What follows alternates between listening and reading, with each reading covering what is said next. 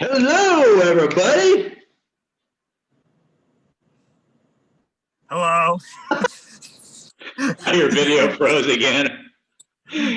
This is Big Mouth Willie Bass Podcast. I'm Big Mouth Willie Bass.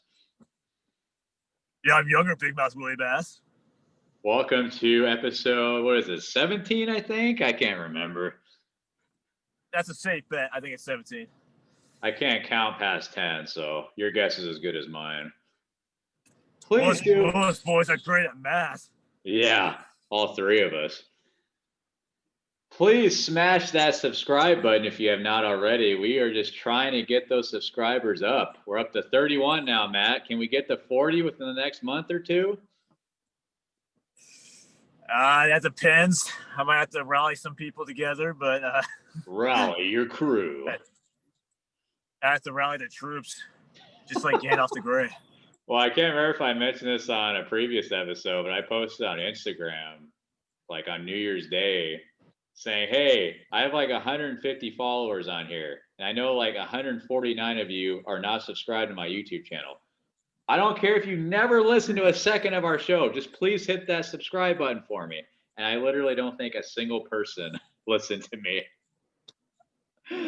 Come on. It's simple. It takes 2 seconds. Look us up, subscribe, boom, you're good to go. Instant entertainment for you. There you go. So, Matt, we got a very exciting show coming up for the folks at home tonight. We are going to be talking to our good buddy, Mr. Dallas. Oh, man, Randy Goodman. Oh, man. We're going to be talking NFL playoffs. It's the divisional round. So this will be Randy's second guest appearance on the Big Mouth Willie Bass podcast. So looking forward to having him join us here in just a quick minute. But, Matt, before we bring Mr. Randy Goodman on, I wanted to real quickly touch on the big news that broke here in San Diego today, and that is Mr. Ted Lightner, the voice of the Padres. Did you hear about this, Matt? Yeah, until recently when you just told me about it a little bit ago, but I caught a word of it earlier as well. But yeah, I'm happy for him. Good old Teddy L. The voice of San Diego for over 40 years. He's going to get, I assume he's going to be getting paid more, correct? Well, I don't know. To be honest with you, Matt, I'm not too sure this was a move that he signed off on. It kind of has a feeling of the Padres are pushing. They're trying to shove him out? Yeah. Because this kind of came out of nowhere because we weren't hearing anything about this possibly being it for Mr. Uncle Teddy Lightner. And just out of the blue this morning, they post on social media, oh, we want to thank Ted Lightner for 41 years. And I'm like, wait a minute. They're not even going to give him a farewell season? This doesn't sound right. And Matt, Scott Kaplan, who you know here in San Diego, a popular sports guy, he was saying, I know Ted Lightner pretty well. This does not sound like something that he would be on board with or happy with at all. And also, he's still going to continue to broadcast San Diego State basketball and football. So what's up with that? It's not like he's retiring from broadcasting completely. So I have a feeling that this was not Ted Lightner's decision, which if that is the case, that is really unfortunate because he has broadcasted so many awful seasons in those 41 years. He's had maybe 5 or 6 decent years, 2 great years when they went to the World Series in 84 and 98. And then, of course, just recently in 2020, they made the playoffs for the first time since 2006. But, man, he just saw such terrible, god-awful baseball for so long. And right when the Padres are about to be relevant and serious World Series contenders, they force him out of the booth. Ugh, I feel so bad for the guy.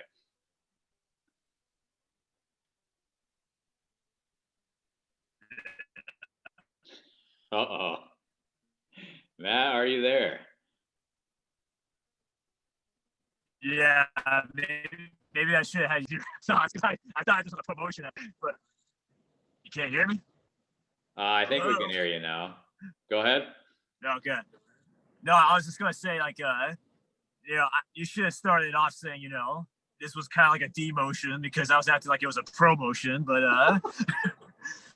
Well, no, I mean, I don't think you really didn't know much about it, like you said, until I mentioned before we started broadcasting. So I don't think you were really up to speed on everything. But yeah, to me, it just feels like they really want to go younger, which I don't ever agree with those decisions, man. I mean, here's a guy that has literally been the voice of San Diego for 40 plus years now. Because not only has he done Padre games for 41 years, like I said, he's been doing Aztec football and basketball forever. And he even did Charger games for a while when they were still here in San Diego. So you name the team in this town, he's probably been a broadcaster for them at some point in time. He was also affiliated with CBS, the local station, Channel 8. He did the sports segments for them. He's done standalone radio shows for different stations. He is San Diego sports, in my opinion. He is the voice of San Diego sports. And I know not everybody is a Ted Lightner fan. He kind of comes off as a bit of a pompous ass. He definitely loves the sound of his own voice. Some people accuse him of being too much of a rambler, like myself. But I don't know, man. I've always found him very entertaining. He tells it how it is. He keeps it real. I've always had a great appreciation for Teddy Lightner, and I'm sad because that was my childhood growing up listening to him and, of course, Jerry Coleman for years and years and years. So it's sad on a lot of different levels, but I just really hope that in this new role as an ambassador, which I'm guessing means he's going to be at guest events, he's going to be speaking, kind of being the MC, which he pretty much has already been doing for years anyway, like when they retire somebody's number or they honor a former player or employee with the Padres. He's always been kind of that host, their go-to MC. So not much is going to change there, but it's just a shame, like I said, he's not going to be able to broadcast, especially coming up this year when we know the Padres at least should be in for a heck of a run here. Yeah, it is a bit of a shame. It definitely does sound like they're just trying to move away from him, which is unfortunate because, like you said, because they finally got what appears to be a winning product, and they're just, they pushed him out. So that is kind of disappointing to hear. But at the same time, too, I think you kind of briefly touched into it during that one episode when we talked about 1090. He does kind of come off as an arrogant asshole at times. So there is a part of me that's kind of like, yeah, like he is the voice of San Diego. Don't get me wrong, but it's still kind of like, yeah, I mean, he's not like the best person in the world by any means. So it is disappointing still, but it is what it is, I guess. Yeah, I never had the opportunity to meet him when I worked at 1090, which is probably a good thing. They always say never meet your heroes. So maybe it's a good thing I never did meet him because I did hear from a couple of people that had worked at the station for years and have known Teddy Lightner for a long time. And they were basically like, yeah, he's not such a great person in reality. But I don't know, man. Like I said, I always found him entertaining. He had to broadcast a lot of crappy baseball for a good chunk of those 41 years. So I will always have an appreciation. Hey, they're turning a new page. They're turning a new page to winning baseball by getting rid of the announcer. Yeah. We're going to go younger. Okay. Good luck with that. Yeah. I do like Jesse Aguilar, who's been there for a few years now. He's kind of been Teddy's, I guess, wingman. So he's going to be taking over as the full-time guy. I have nothing against him. He's pretty good, but I don't know. It's just never going to be the same now that Ted's gone. Yeah, I think a lot of the old-timer San Diegans probably would hate this move, but I feel like younger fans like us would, I guess, stomach it a little bit better. Well, to be honest with you, I haven't listened to a Padres game on the radio in like 3 or 4 years because, for one, they're on TV now regularly, whereas before that wasn't the case. But also, I have satellite radio in my car, so it's not like I'm ever really tuned into the local stations to begin with. But it's still sad, man. We wish him the best, and my hope is that the Padres can make the World Series within the next couple of years. They will allow him to come back into the booth and at least call a couple of innings because I think the man deserves it. Yeah, I agree with you there. Well, I texted Randy that we're ready for him, and he has not called me yet. I thought he was ready to go. Oh, come on, Randy, we're waiting. Hang on, he's typing. You see that, folks? He needs to be calling us, not typing. Maybe he's getting the man cave in order before he calls us. I think he has to change Finn's diaper. No, Finn's in bed, he said. He's been in bed for a while. Yeah, maybe he's starting to cry. He's probably finishing up some of his notes. Well, he just said, I am ready, lol, so I guess I'll call him. That's not really how things work, Mr. Randy. All right, I'm calling him right now. All righty. Can you hear the dial tone? Yeah, I hear it. Okay. Hello. Randy! What's going on, guys? How you doing, my friend? All righty. Oh, man, hanging in there. Oh, man. Oh, I bet. COVID times, man. We're hanging in there. COVID times. The never-ending COVID times. Oh, man. Well, Randy, thank you so much for joining us again, man. It's hard to believe that it's been since, I believe March or April, the last time we had you on. I know. It feels like years ago. Back when we had 10 subscribers. I think we all assumed that COVID would be over by now, but nope, we're still in the middle of it here. Right. We'd be back to a normal sports life and, everything, kind of returned to normal. And, yeah, not so much. No fans really at the games, and we're doing protocols and all sorts of stuff now. It's just crazy. It is. But, hey, Randy, I saw on your Instagram today that you got the COVID vaccine. I did get it. I feel like I won the lottery. Yeah, I was going to say, how did you swing it, man? What's your secret? Who do you know? So, registered last week at our county website, and then just a couple of days later, got an email saying, hey, you got an appointment time for the following week, and which was yesterday, and time to show up. And went up there, got in line, drive-through clinic, had to just show my ID, went through. It was a very smooth process. This was Grant. This is I can't even talk. This is their first. That was their first day of running the clinic and everything. It was a smooth transition. Everything. You just go to one area to another. Well organized. I mean, it was great. And so basically, we just went through there, showed my ID, like I said, and then gave them all the paperwork, and then went to the other tent and rolled down my window, put out the arm, and they went in and got you and told you to go to another area, wait 15 minutes, make sure you're not, put the car in park, of course, wait there 15 minutes and make sure everything's all right, and you're not wailing your arms or, the car shaking or anything, and, and then you're good to go, and you got your little card. And then you got to go register online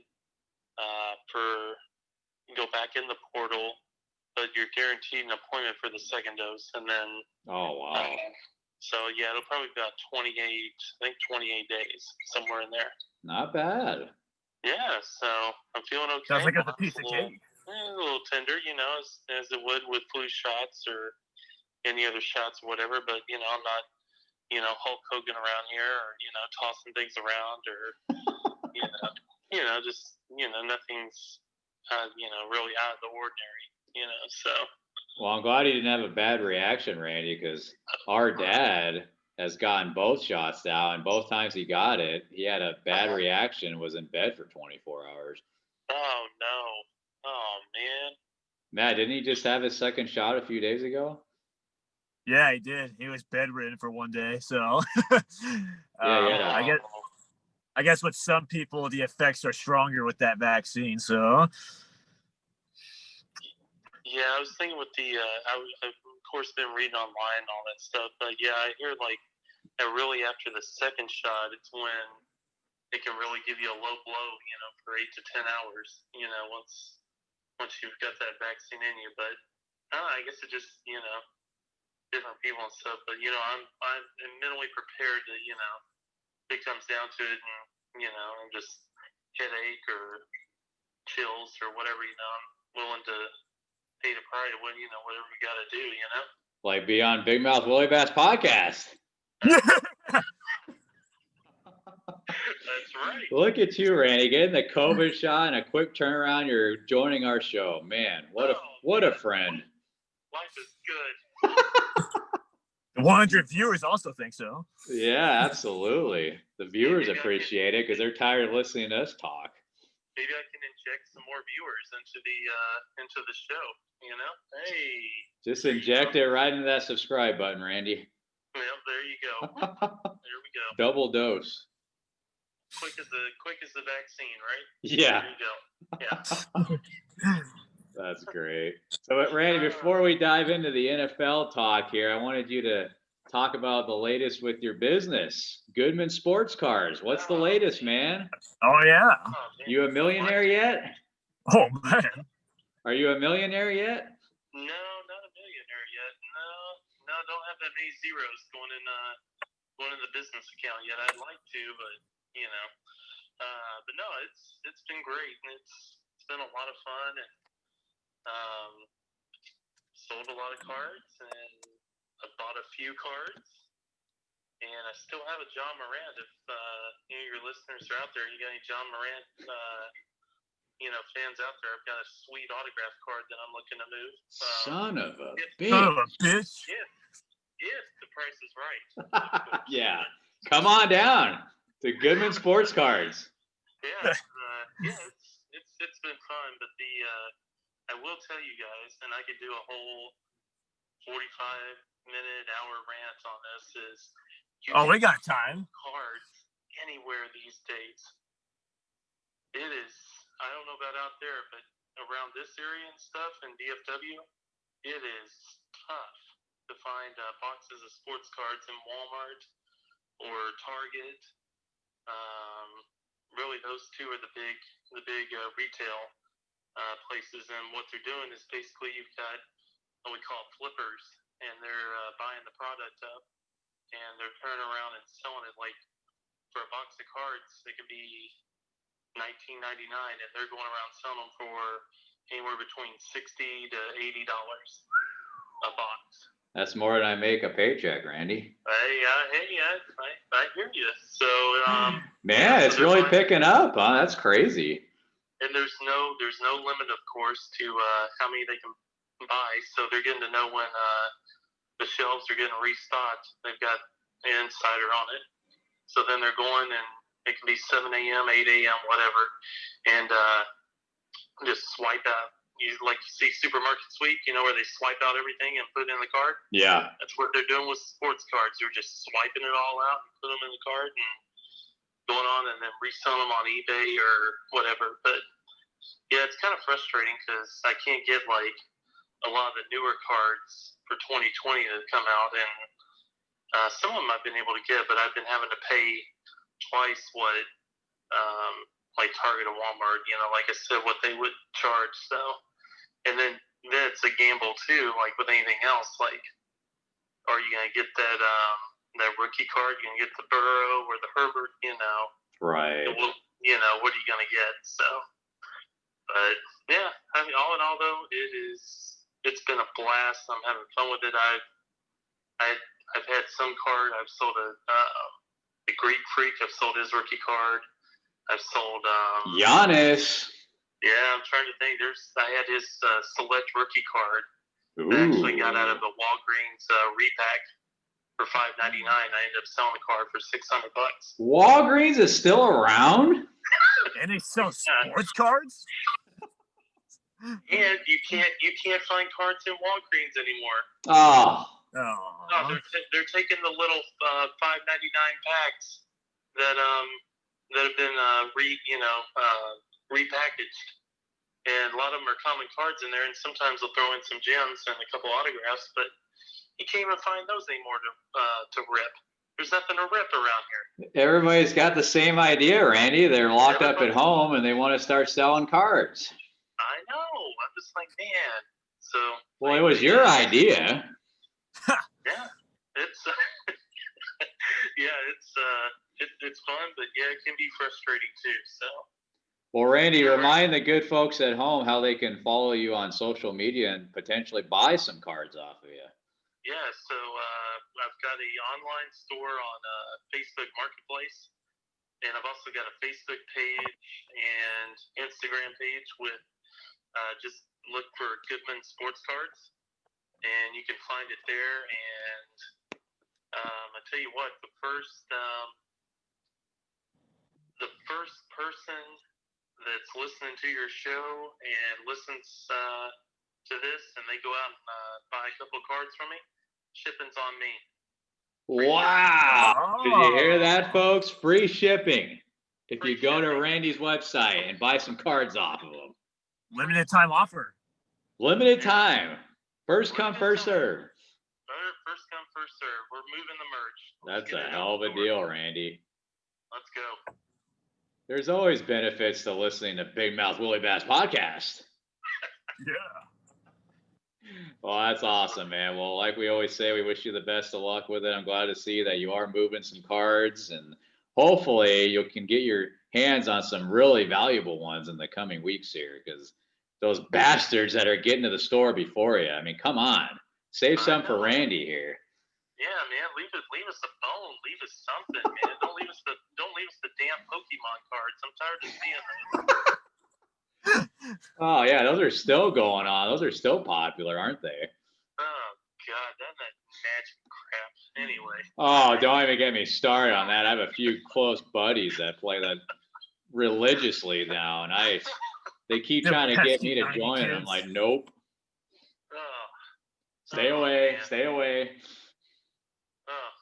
Too much money, man. Ridiculous. All right. Well, you guys ready to start talking some NFL? Yeah, let's go. Yeah, why not? All right, guys. Well, the divisional round is here. It was certainly an exciting wild card weekend, to say the least. A lot of interesting games went down.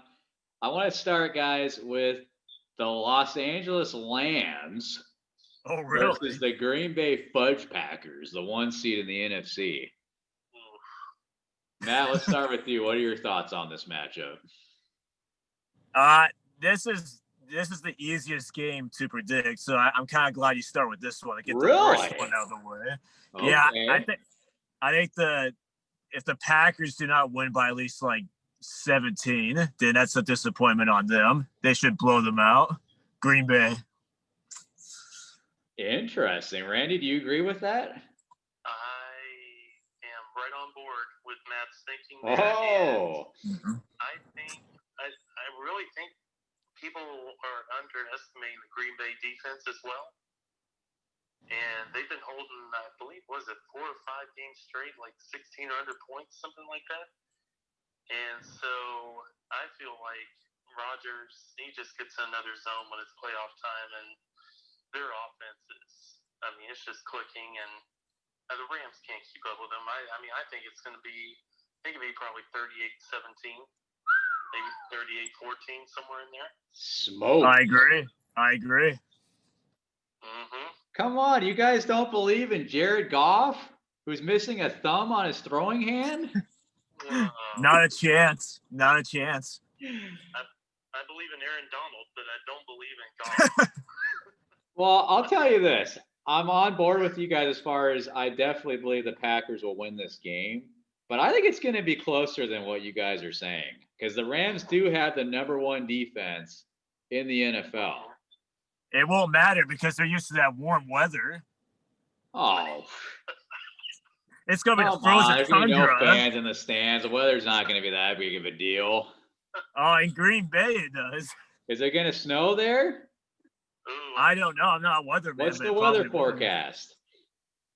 I think maybe just winds out of the north around 10 miles an hour from last I looked. Oh, okay. No snow, though? No snow. Okay, they got a chance. Well, the key matchup, guys, that I'm going to be looking out for is the one between Devonta Adams and Jaylen Ramsey.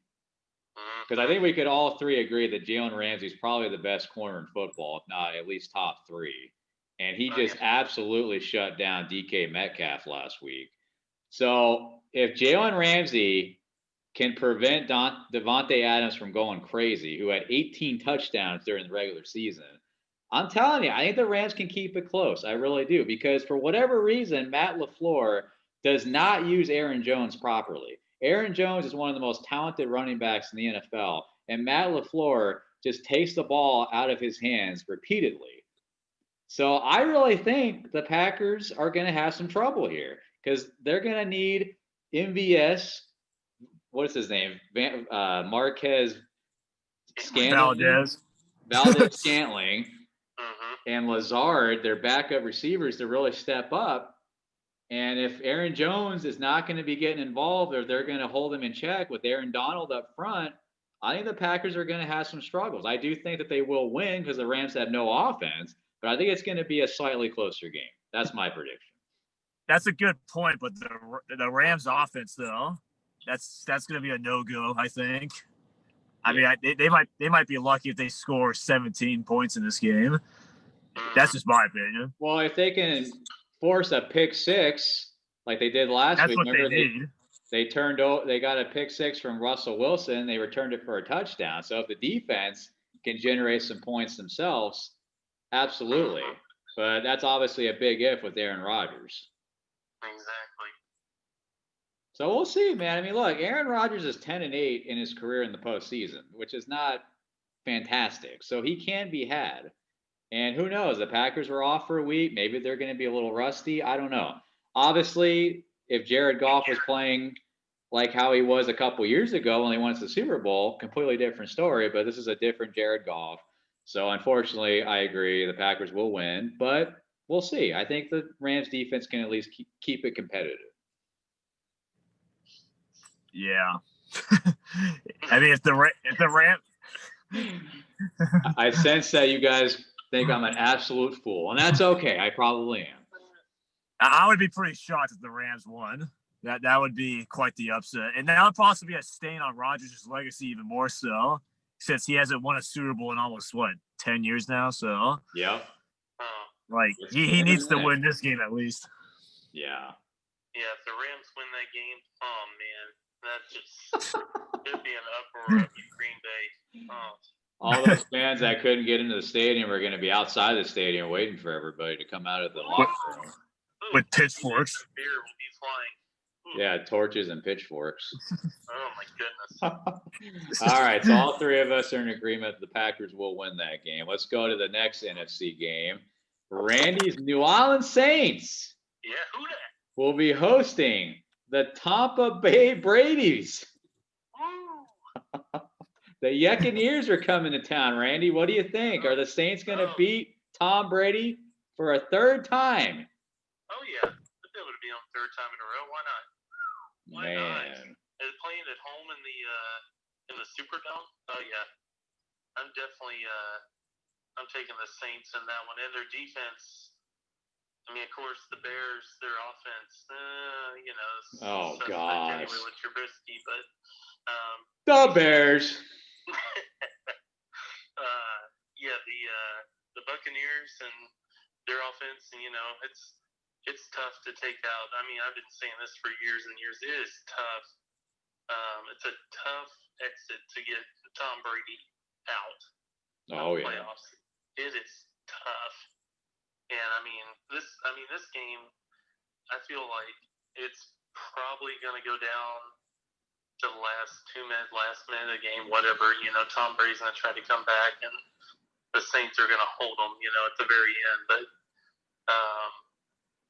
I just feel, and Drew Brees, his skills and stuff, I mean, you can tell they're trending downward, but also he's lost some zip on that fastball, Randy. Yeah, but I mean, he's got Kamara, and they've got some weapons, and they've got Hill, and they can change things up. And Michael Thomas seems to be back and healthy again. Exactly, and I don't know. I just putting my feelings aside on this one, just looking straight and just calling it down the middle. I mean, I just feel like the Saints are going to punch their ticket. It's going to be Saints and Packers next week. Okay. Interesting, Matt. What do you think? Agree? Disagree?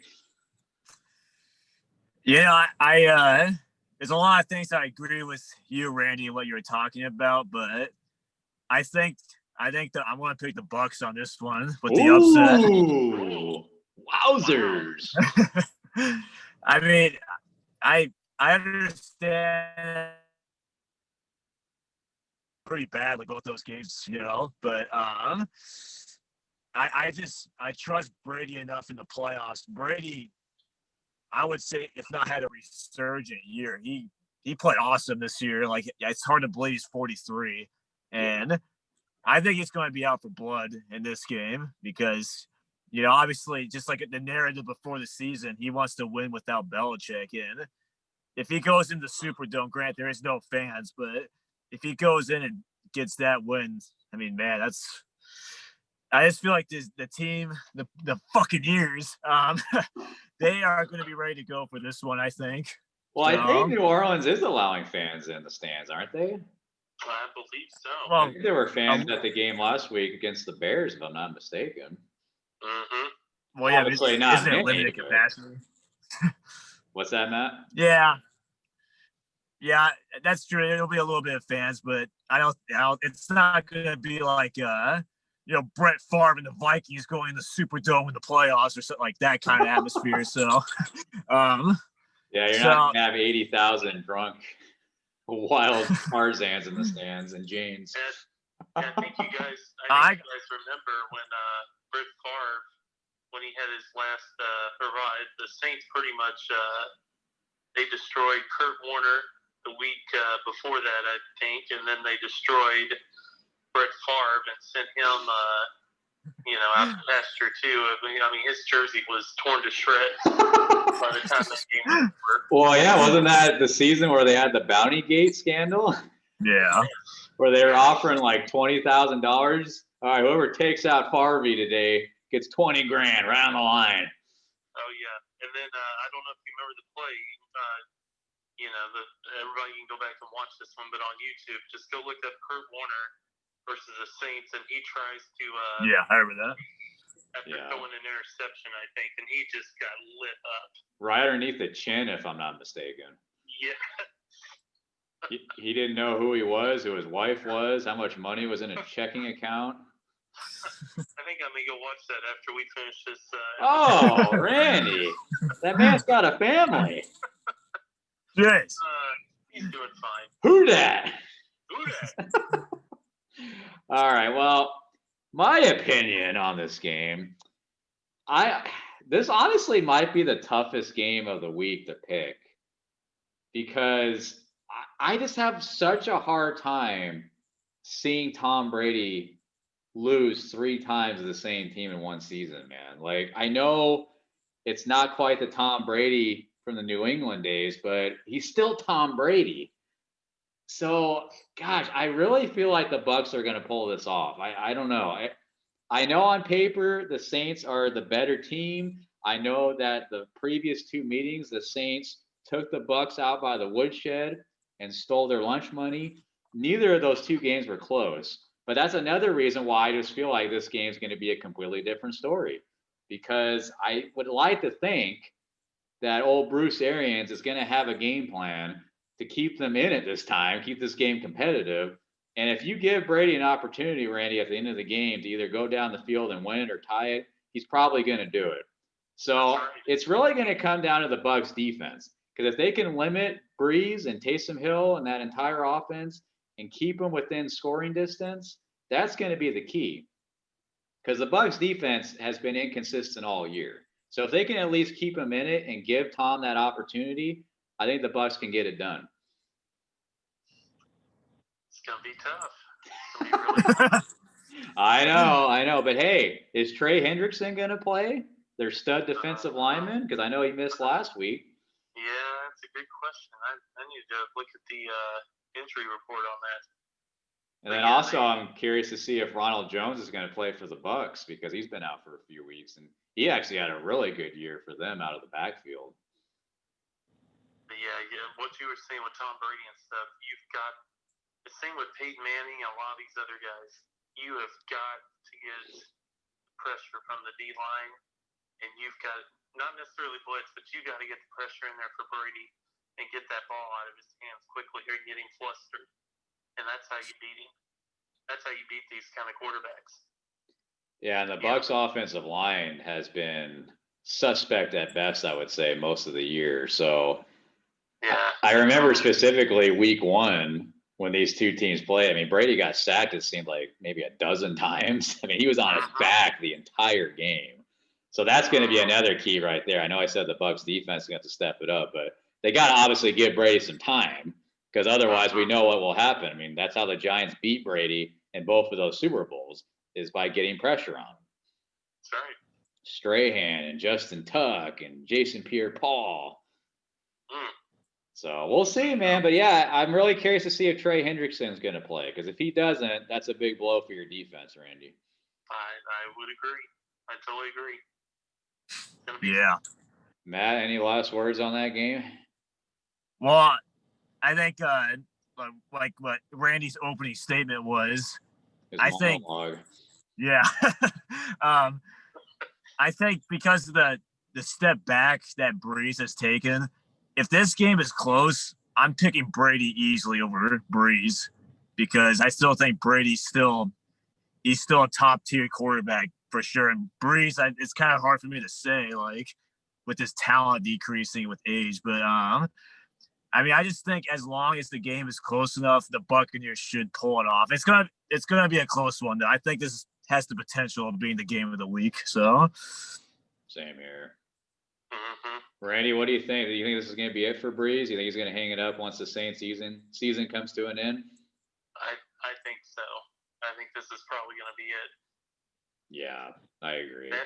Sad to say, but I mean, all in all, but kind of not sad to say because, like, look at the career he's had down in New Orleans too, in that city, and putting the team on his back, and they won that Super Bowl run, and I mean they've had some great team, and yeah, they took in the shorts from the refs for a couple of years, Every year it seems like.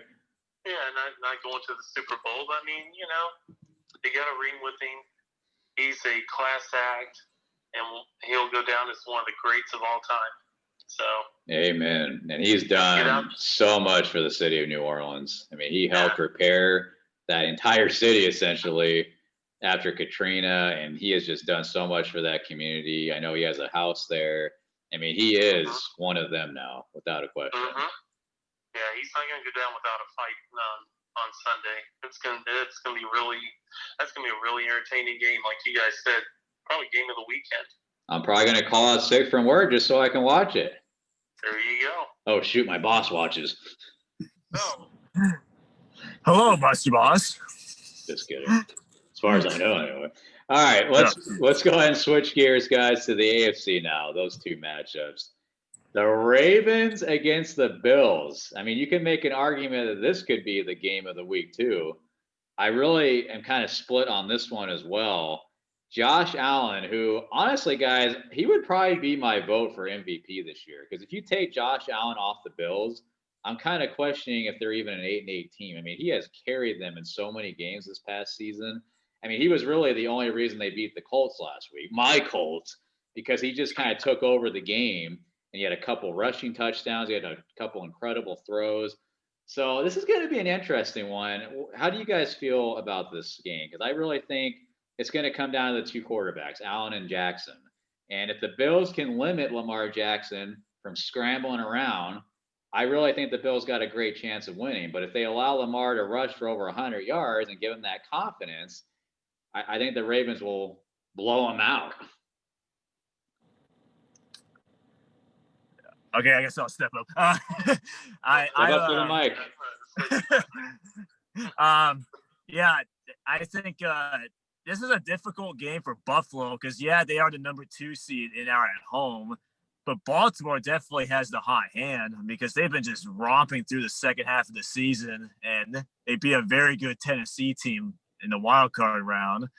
So Lamar Jackson in Baltimore is definitely been on fire lately, but I'm still going to pick Buffalo to win this game because I really do think that this is Buffalo's time. And to tell you the truth, I think Baltimore is full of a bunch of cocky assholes. I don't really like their players that much. I think they're pretty arrogant, and I think that's going to catch up to them in this game. Because Buffalo is that lovable underdog because they've been so terrible for many years. And that team and that city, they're hungry. And I think they're going to put a good performance for the Buffalo Bills Mafia on whatever day it's going to be on. So I'm picking Buffalo to win a close one. They And play some beer pong. Yeah. More than one game. What do you think, Randy? Oh my goodness, this one's, I don't know. It kind of has that sexy matchup to it with Jackson versus Allen. I love the Bills. I love Josh Allen, his playmaking abilities, and the offense that they're running up there. And they're tough. They're tough to beat at home. But then also too, on the other hand, the Ravens, man, they pound and pound and pound and pound and pound the ball each week. And I believe they're averaging, was it like over 260 yards rushing a game in their last like 5 or 6 games? That's insane. It's just, the Bills, they've improved their defense a little bit, but I don't know. Part of me wants to pick the Ravens, but then another part of me is like, Bills at home, Josh Allen, that's Lamar Jackson. I'm going to take the Bills in a close one at home. They're going to circle the wagons on Saturday night. Nobody circles the wagons like the Buffalo Bills. That's right. Thank you, Chris Berman. Well, honestly, guys, heading into the playoffs, the Bills were the team I was saying that I thought honestly was going to go to the Super Bowl, because those last few weeks of the regular season, they were just killing it. I think they were averaging over 35 points a game the last few weeks. They were just on fire. I think they scored 50 against the tuna fish in week 17. Yeah. They smoked them. So going into the playoffs, I was pretty high on them, but I watched the majority of that game last week against the Colts. And the Colts honestly should have won that game. The Colts just absolutely shot themselves in the foot repeatedly. And Frank Reich made some horrible decisions in that game. The Bills did not impress me at all. Maybe it was just jitters, trying to get that monkey off the bat, trying to win a playoff game finally. I don't know what it was, but they just didn't impress me. And like I said, it was all Josh Allen. He needs help, especially against a much tougher opponent like the Ravens. The Ravens, just like the Bills, they've been playing their best football the last few weeks. Man, I'm going to have to go with the Ravens. I hope the Bills win. I really do. I'm not a Ravens guy at all, but I really feel like the Ravens are going to go in there and they're going to establish the run.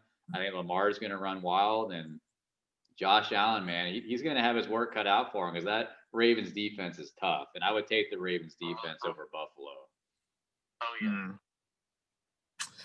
Well, like you did say, right, Josh Allen, if he doesn't win MVP, he should probably be the runner-up. So I think what helps Buffalo is that they got the best player on the field going into the game. So that would help. But, it's really –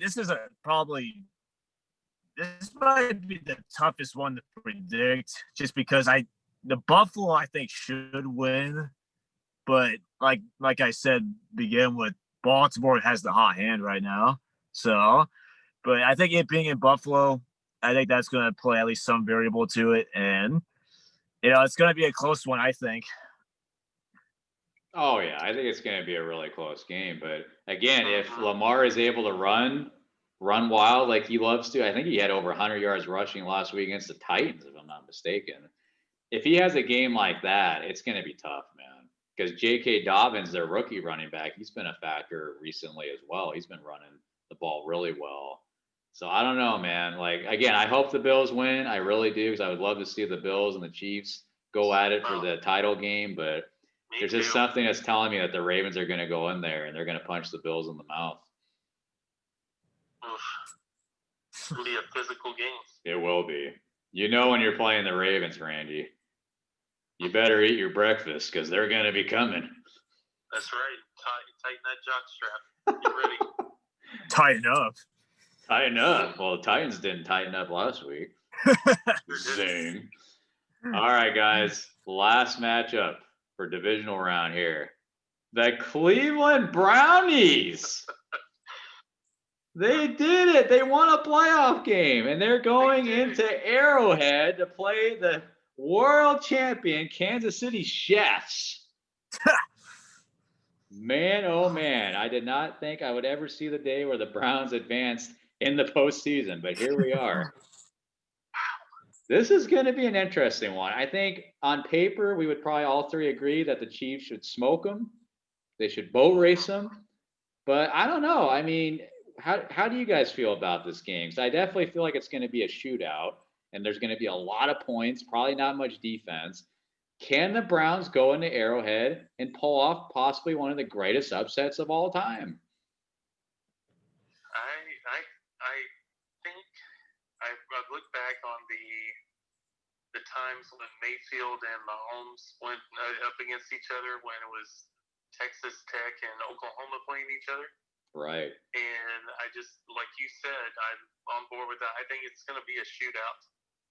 And I really think that I think Cleveland might hang with them for maybe 3 quarters, somewhere in there, and then I think Mahomes is gonna excel and get into that mode.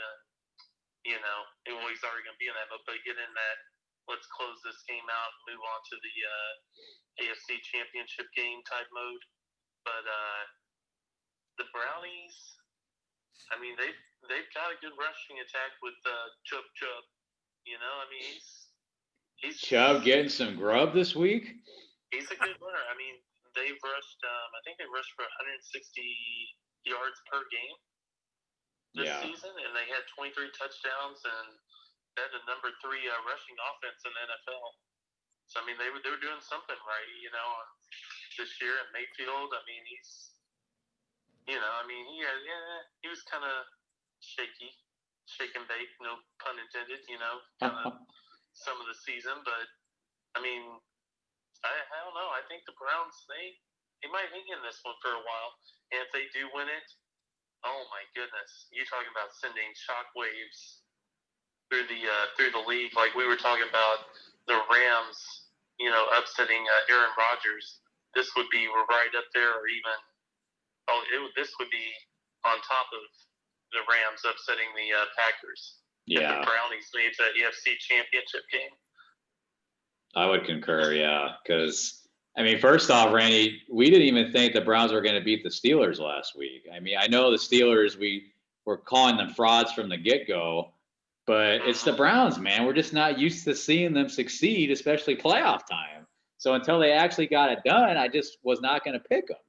So obviously I was thrilled, especially for the city of Cleveland that has suffered for centuries, it feels like.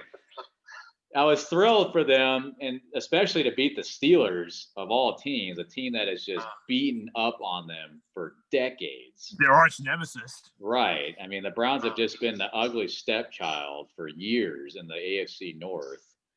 So I'm happy for them, man. But I think Mahomes is going to go bonkers in this game. I think the Chiefs are going to score over 50 points. I don't see the Browns being able to keep up. I think the Browns will score maybe 35, maybe 40 points. Because the Chiefs' defense is not great, let's be honest. But the Browns' defense, I think, is even in worse shape. And plus, they lost Olivier Vernon a couple weeks ago, their stud defensive end, edge rusher there. So, yeah, I agree, Randy. I think the Browns will keep it interesting for most of the game. But Mahomes just thrives in the fourth quarter. Like, once it's time for him to really turn it up, just like he did in the Super Bowl last year. I mean, he's just unstoppable. Matt, your thoughts? Well, I do think that Kansas City will win this game. And like you guys said, I do think that it's going to be a high-scoring game. However, I would disagree with you on the fact that I do think that Cleveland has a better chance than I think the Rams have against Green Bay.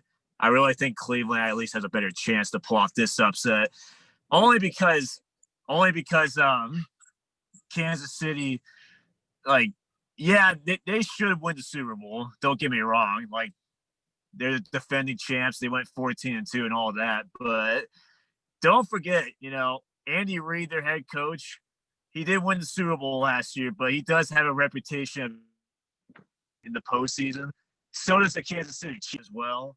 And we all know how tough it is to repeat. So I mean, we saw before when the Giants upset Green Bay in the playoffs with Eli Manning back in 2011.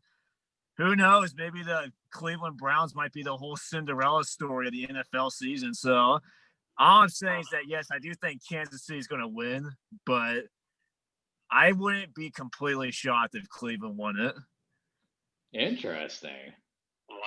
I'll be shocked. I'll be honest. I'll be shocked if the Browns win. I just don't see the Chiefs losing this game. No way. Well, don't forget that there was a lot of games that the Chiefs, they almost lost to the Chargers, like one of the first games of the year. The Chiefs only scored like 17 or 20 points against the Falcons of all teams. Like, Yeah.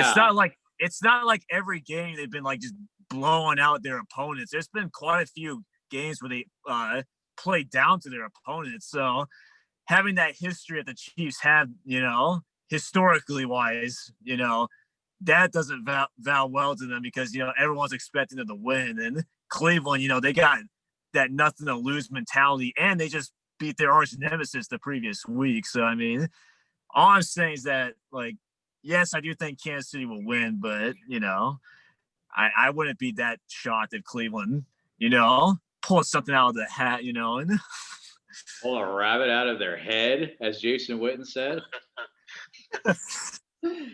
Well, look, I mean, Randy, you brought up the two-headed monsters that the Browns have there at running back, Kareem Hunt and Nick Chubb. Mm-hmm. The thing is, if they get behind, especially early in this game, they're not going to be able to really establish or go with the run as much as they probably would like. So that's going to be a key right there. Because if they can keep it close throughout, then yes, they can continue to run the ball. But if they have to put the game on the shoulders of Mayfield, man, best of luck. Because Baker's going to throw a couple interceptions, baking up some turnovers. Mm-hmm. Yeah, if it's going to come down to him, being a gunslinger, that is not going to be a pretty a pretty picture on Sunday afternoon against the Chiefs. That's not going to be good at all. I do have two little point spread nuggets though for you from Chet Lemon. Oh, Chad, our good buddy. Yeah, our good buddy Chet Lemon. In Vegas. He passed along a note to me. He said the Chiefs have not won a game by more than 6 points since week 8. Ooh. And the last nugget here, which I think is very interesting, since week 9, they're 1-7 against the spread, which is the worst in the NFL. And the point spread in this game is 10 points for the Chiefs. Yeah. Interesting. I'm going to take the Browns off of what the information Chet gave me. I'm going to take the Browns in the 10.5 points. Even though I do think the Chiefs are going to win the game, I'm going to take those 10.5 points, though. Yeah. And the Brownies. All right, you heard it here, folks, from Chet Lemon himself in Las Vegas. Yeah, old Chet, his lemon of the week last week was the Browns beating the Steelers. That's right. And he was correct, good sir. He is living it up at the Mirage. Thanks to Ben Uselessberger turning the ball over about a dozen times. Looked like dead with the ball out there.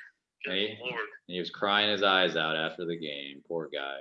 Just couldn't pouting on the bench. Just couldn't handle losing to those Brownies for like the first time ever, it seems like. What was his record against the Browns going into that game? Like 23-2 or something like that? Oh, it's insane. And I think the Browns haven't won a matchup in like the last 17 or something like that. That's what I'm saying, man. That's why I was so happy that they actually were able to get it done, man. It's like if there was one team that deserved a moment in the sun, even if it was just for 1 week, give it to the Brownies, man. Mm-hmm. Take them out of the oven. They're ready. Delicious. But I think this week they're going to be soggy Brownies. Hey, you know what they need? They need the first play of the game. They need the snap to go over Mahomes' head. Yeah. That was... That game could not have started out more perfectly for the Browns. I mean, the Steelers were literally just handing the game over to them right off the bat. It's like, here you go, Browns.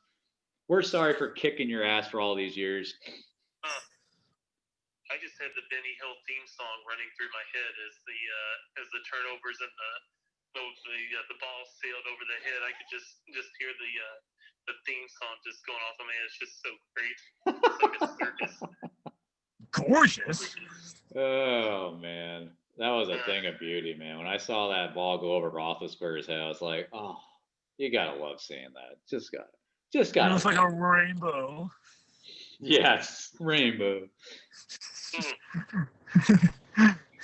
All right. Well, I think all three of us are in agreement that the Chiefs will win, but it sounds like all three of us believe it will be a relatively close game, and let's hope that is the case. Hopefully, all four of these games will be close, man. We just want to see good football. Yeah, I don't want any blowouts this weekend. Let's have some close games and eat some nachos and let's have a good time, Yeah. As long as it's more entertaining than the college football playoffs, it will be good. Oh, gosh. Don't even get me started on that. They didn't even have a season. That season was tainted. No, yeah. It was predetermined, Randy, before the season even started. It was going to be Alabama and Ohio State in the national championship game. There was no way around that. Yeah, let's keep force-feeding Ohio State and Alabama to them, and also Clemson and Notre Dame. Same old, man. Please. I have just completely lost interest in college football, man. I think I only watched 2, maybe 3 games.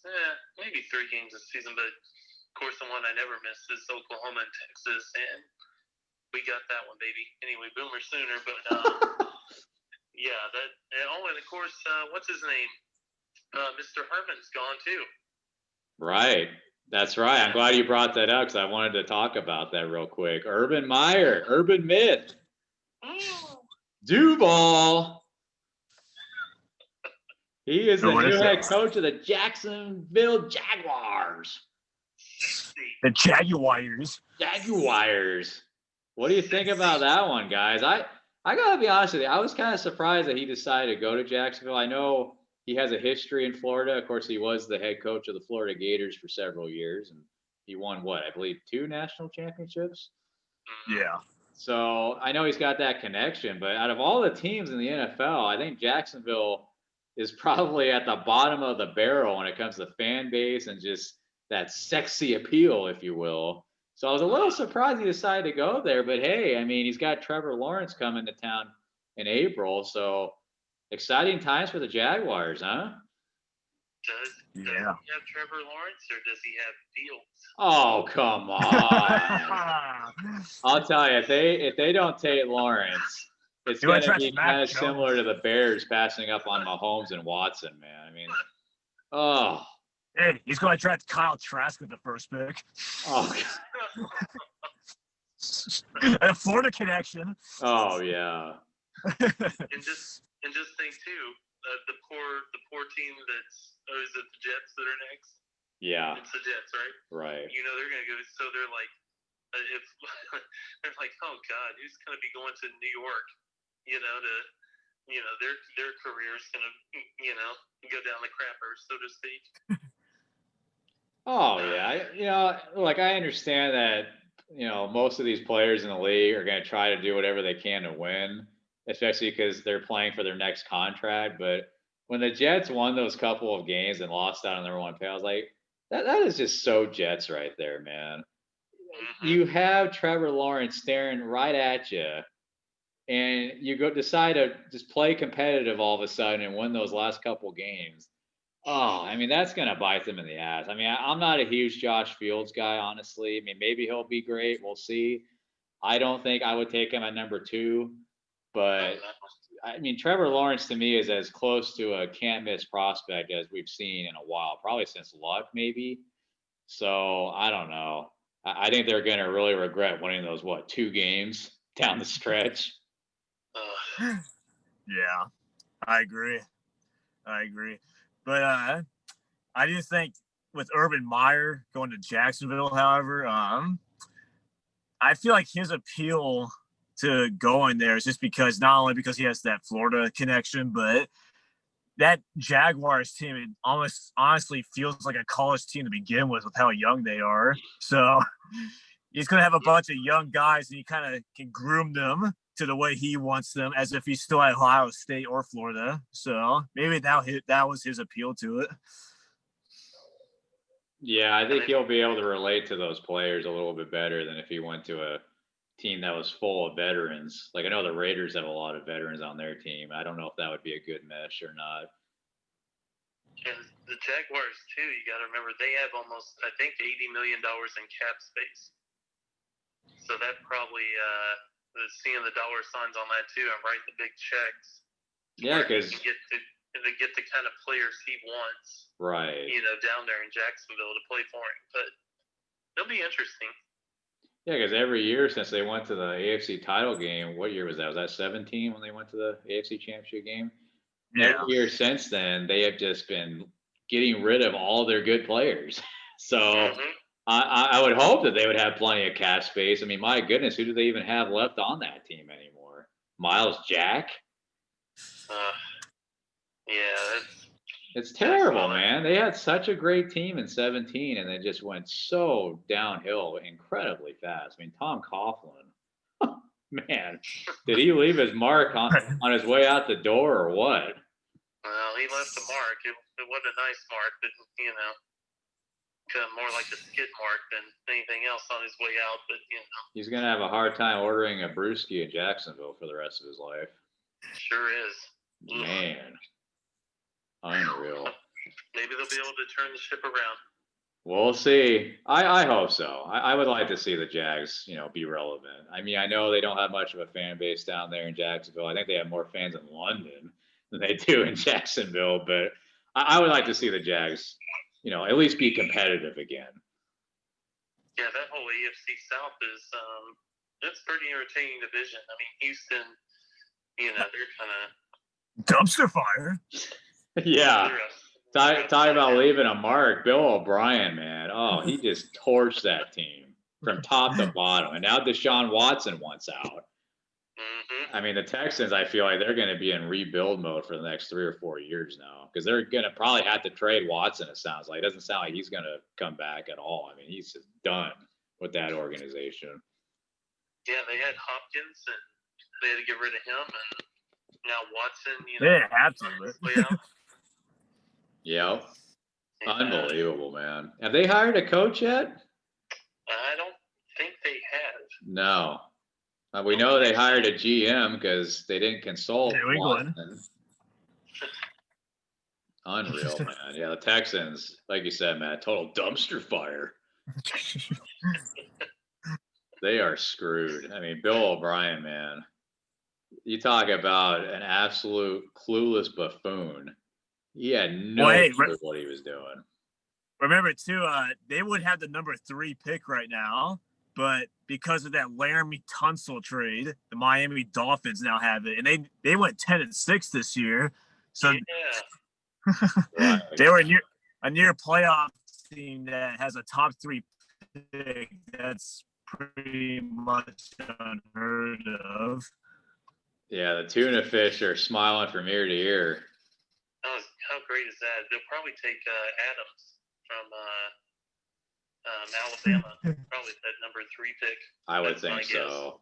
Or heck, they could even trade out and accumulate even more picks. Why not? 10-6 with the number 3 pick. I mean that's pretty good. That's like getting the COVID vaccine. That's right. Right, man. Woo. Hitting the lottery, Randy, like you said earlier. Oh, life is good. Absolutely. All right, guys. Well, hey, this was a lot of fun talking some football, some foosball. Randy, we really appreciate you joining us, man. I know it's kind of late over there in Dallas, but I think you're used to staying up at all hours of the night with your kid over there. So. Oh yeah, with a 2-year-old toddler. Oh yeah, you don't know what sleep schedule you're going to be on for the most part. I'm looking forward to it. It's pretty. Yeah, team no sleep, but for the most part, it's pretty consistent. But every once in a while, you get a little change up when they're crying out loud in the middle of the night.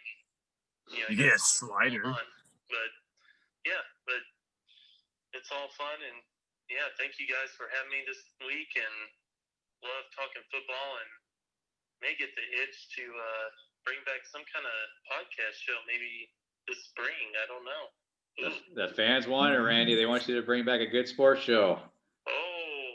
Come on now. That's a teaser. You can have Matt and I as guests. Hey. Oh yeah. We could have some roundtable discussions. Absolutely. Huh? Baking up sports opinions daily. It's on the burner. So we'll see. Stay tuned. Folks. It's simmering. But right now, please buy all the sports cards. Yes. Help a brother out. That's right. All right, man. All right. Well, thanks again, Randy. And thank Finn for us when he wakes up in the morning for letting us borrow you for about an hour tonight. Well, I sure will. High fives all the way around from you guys. You got it, buddy. Have a good night, Randy. Take care, Randy. Thank you. See you guys later. All right. Bye-bye. Bye-bye. All right. That was Randy Goodman, Mr. Dallas. We greatly appreciate him joining us for the second time ever on Big Mouth Willie Bass Podcast. Well, Matt, I think that's going to do it for us. Any last words? I hope the quality was not too bad for this show. No, it was pretty good. You cut out a couple of times, but overall we got through it. I tell you, once we start recording, it seems to work just fine. But beforehand, man, I'm always a little nervous. It's always a trip on the Big Mouth Willie Bass Podcast. You never know what to expect. Until next time, I'm Ryan Willis. And I'm Matt Willis. Bye-bye. See you next time.